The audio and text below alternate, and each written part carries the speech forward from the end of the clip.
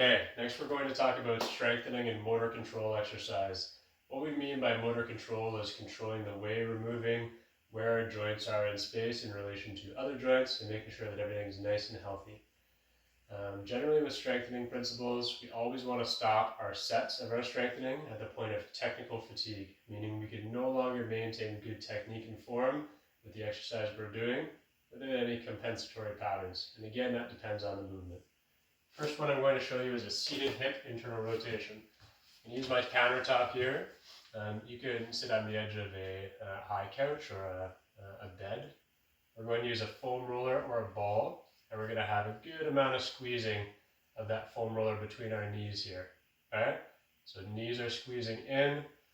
We're in a nice neutral pelvis position, and we're trying to pull the feet away from each other. Okay? Pull those feet as far as you can, hold for 5 seconds, relax back into a neutral position. You may feel a little bit of cramping in the sides of your hip.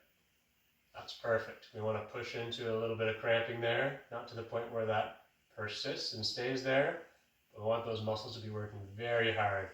Again, keeping that squeeze in so we're not losing control there.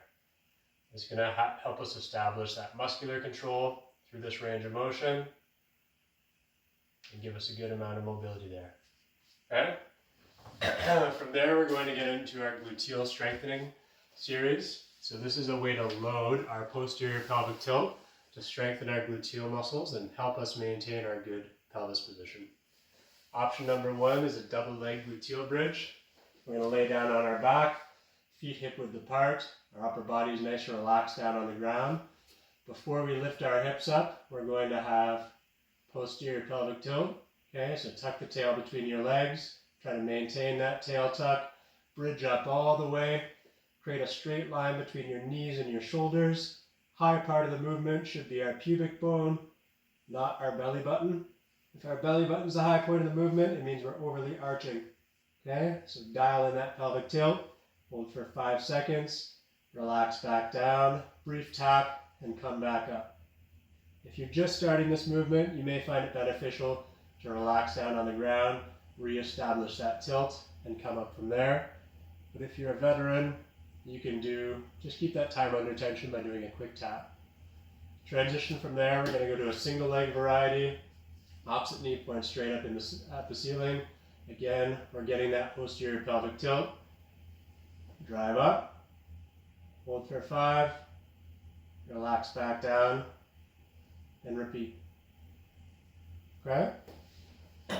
In order to integrate our hamstrings into this pattern, so our hamstrings are pulling from that nice stable base we've set with our gluteals, we're going to use an exercise ball. So the exercise ball, we're essentially the same movement as our gluteal bridge, but we're going to bring our hamstrings into the mix. Okay? Find an exercise ball that's the right size for you. You're going to lay down on your back. Feet are hip width apart again, and we're placing them roughly on the center of the ball or slightly past center.